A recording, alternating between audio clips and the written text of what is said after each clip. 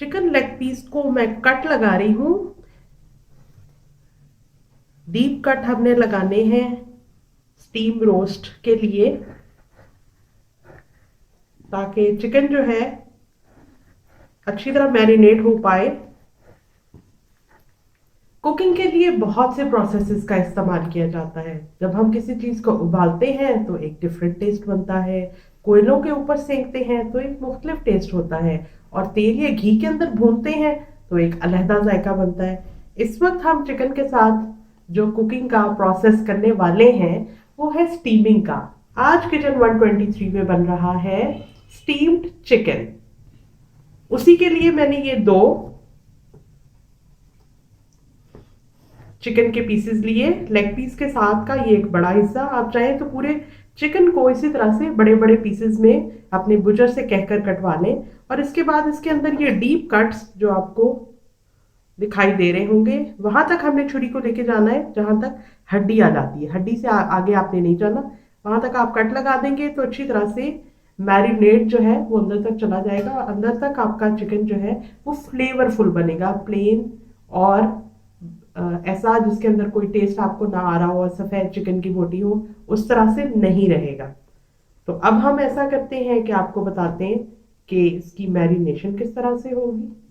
Steam roast को marinate करने के लिए हमें चाहिए एक अदद लेमन, 1 टीस्पून अदरक लहसुन का पेस्ट, 4 लहसुन के जवे हैं जिसको मैंने काट के 2 पीसेस कर लिए।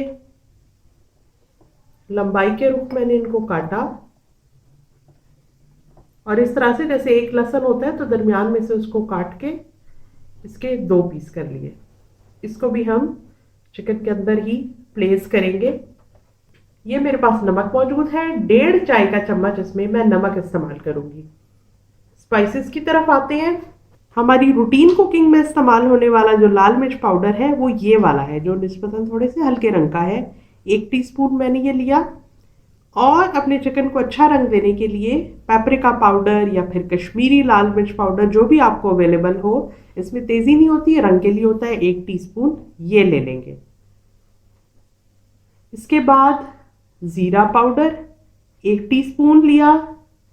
ये है काली मिर्च का पाउडर, ये ½ टीस्पून मैंने लिया। ये है गरम मसाला पाउडर, ये भी 1 चाय का चम्मच हम लेंगे। ये है धनिया पाउडर, ये ½ चाय का चम्मच। और गलाने के लिए मीट टेंडराइजर या गोश्त गलाने का पाउडर या कचरी पाउडर जो भी आपके पास अवेलेबल हो, या कच्चा पपीता भी, मैंने 1 टीस्पून लिया अपनी चिकन की क्वांटिटी के हिसाब से। तो अब मैरिनेशन बनाने का प्रोसेस शुरू करते हैं। सॉल्ट लगाया चिकन के ऊपर 1 टीस्पून, और ½ टीस्पून जो अभी मैंने शामिल नहीं किया, वो जो स्पाइसेस का मिक्सचर बनेगा दूसरा मैरिनेट, उसके अंदर वो ½ टीस्पून नमक जाएगा। अब ये अदरक लहसुन का पेस्ट है, दोनों साइड्स पे हम लगाएंगे ताकि कोई भी साइड प्लेन ना रह जाए। अब लेमन चिकन के ऊपर लग रहा है, ये भी चिकन को मैरिनेट होने में और गलने में हेल्प करेगा। ये जो इसके क्रीसेस हैं, जो इसमें कट्स लगाए थे, उसके अंदर भी चला जाए लेमन। पूरा लेमन जूस मैं इसके ऊपर डाल रही हूँ। खटास का टेस्ट भी बड़ा अच्छा आता है। 1/3 कप दही के अंदर सबसे पहले तो ½ टीस्पून जितना मैं नमक ऐड कर लूँ, इसको काट के यानी कि लेवल करके ये नमक ऐड किया, और ये सारे स्पाइसेस भी इसमें जाएंगे। दही के अंदर सारे स्पाइसेस और नमक जो है वो अच्छी तरह से मैं मिक्स कर रही हूँ, और उसके बाद चिकन पर लगाती हूँ। अच्छा सा स्पाइसी सा हम बना रहे हैं, हमारी ये कोशिश है कि इसको स्पाइसियर साइड पे रखें, प्लेन ना लगे, क्योंकि लाइट स्पाइसेस हम पाकिस्तानी इतने शौक से नहीं खाते। तो अगर स्टीम तो बन ही रहा है, लेकिन हम इसको चटपटा और मज़ेदार बनाएंगे। अब चिकन की मैरिनेशन हो रही है। अब ये मैरिनेट करने के बाद चिकन को रेस्ट देना तो आप जानते ही हैं, लेकिन आप चाहें तो 1 घंटे के बाद भी इसको स्टीम करके कुक कर सकते हैं। लेकिन अगर आप 3-4 घंटे के लिए रख दें तो और भी ज़्यादा अच्छे तरीके से मैरिनेट हो जाएगा चिकन और टेस्ट में इजाफा हो जाएगा। आपके पास कितना टाइम है इस पर डिपेंड करता है कि आपने कितनी देर इसको मैरिनेट करना है। 1 घंटे की मैरिनेशन भी काफ़ी है, लेकिन अगर आप 3-4 घंटे के लिए रख देते हैं तो और भी अच्छा मैरिनेट हो जाएगा। ये अच्छी तरह से इसके ऊपर मैरिनेशन लग गया। अब दूसरे वाले पीस की बारी आती है। अब ये जो लहसुन के जवे हैं जो हमने इसके अंदर कट लगाए थे चिकन के अंदर, उसमें हम इसको प्लेस कर देंगे ताकि लहसुन का फ्लेवर जो है वो इसमें रच बस जाए। चिकन मैरिनेट होने के लिए अब रख दिया जाना चाहिए। इसको मैं कर देती हूँ प्लेट से कवर, और जब ये मैरिनेट हो जाएगा उसके बाद हम इसको करेंगे स्टीम। तो ये जा रहा है फ्रिज में। हेलो हेलो हेलो जी, चिकन हो गया है मैरिनेट। अब मैं आपको बताती हूँ कि किस तरह से इसको फॉइल में हमने लपेटना है और फिर उसके बाद उसको स्टीम करना है। इस तरह का एल्यूमिनियम फॉइल हर जगह पर अवेलेबल होता है, या आप ले लें तो ये बड़ी काम की चीज़ है। चिकन स्टीम करने और कई किस्म के कुकिंग के प्रोसेसेस में ये बहुत ही काम आता है। एक शीट काट के उसके अंदर मैंने एक लेग पीस को इस तरह से कवर कर लिया। शीट को मैंने इस तरह से काटा हुआ है जिसके अंदर चिकन जो है वो रैप कर दिया जाएगा, और डायरेक्टली स्टीम करने से सारे जूसेस जो है वो नीचे गिर जाते हैं पानी में। तो इससे बेहतर ये है कि इस कवरिंग के अंदर रखा जाए।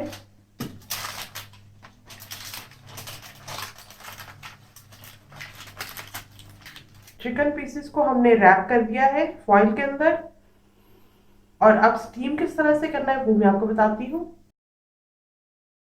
स्टीमर लेने के बजाय ये एक बिल्कुल इजीली अवेलेबल और कम कीमत की जाली है जिसके जैसे स्टैंड सा बना हुआ है। इसको आप पानी के अंदर रखेंगे, नीचे पानी मौजूद होगा, उसकी स्टीम बनेगी और जो भी कुछ आप स्टीम करना चाहें उसमें इजीली हो जाता है। अब हमने ये करना है कि पानी इस अपनी देगची के अंदर इतना डालना है कि जो इससे ऊपर ना आए, जरा सा पानी नीचे नीचे ही रहे। और इसके ऊपर इस बात का हम इंतजार नहीं करेंगे कि स्टीम बन जाए तो उसके बाद हम रखें, वो काम बड़ा खतरनाक होता है। इसलिए हम पहले ही अपने चिकन पीसेस को रख देंगे स्टीमर के अंदर और लिड से इसको कर देंगे कवर। और अब हम इसको रख रहे हैं स्टीम हो जाने के लिए। ढक्कन हटाते हैं। 30 मिनट्स हो गए, यकीनन चिकन जो है वो पक चुका होगा। इसको बाहर निकालते हैं।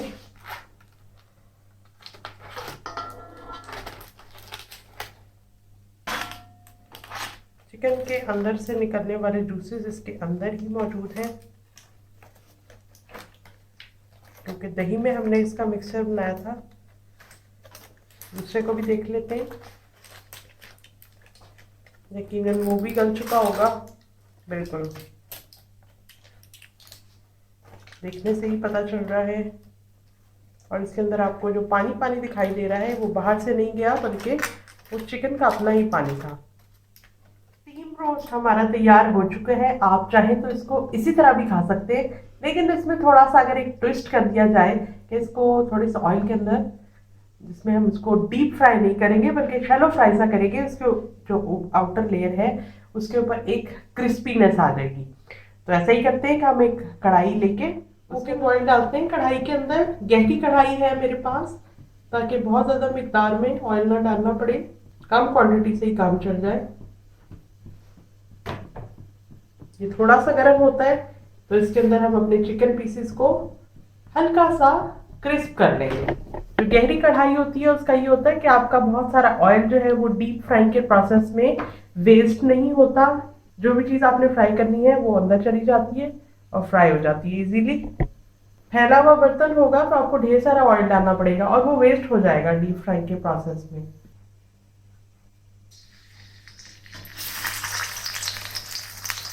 ये बहुत अच्छी तरह से गला हुआ चिकन है, इसको मकसद पकाना नहीं है।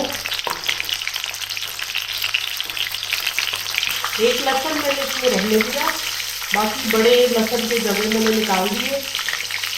बड़ा शोर में चाहता हुआ चिकन फ्राई हो रहा है।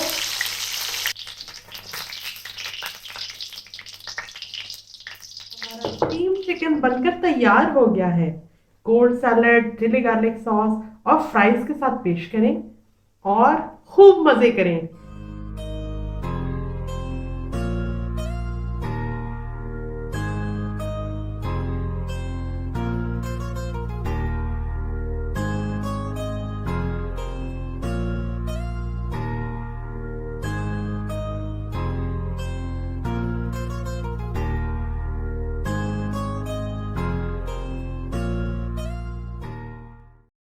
हमारे चैनल किचन 123 को लाइक करें, सब्सक्राइब करें, शेयर करें और बेल बटन को भी प्रेस कर दें ताकि जैसे ही मैं अपनी न्यू वीडियो अपलोड करूं आपको फौरन से पता चल जाए और आप जल्दी से देख के अपने यहाँ बना लें वो।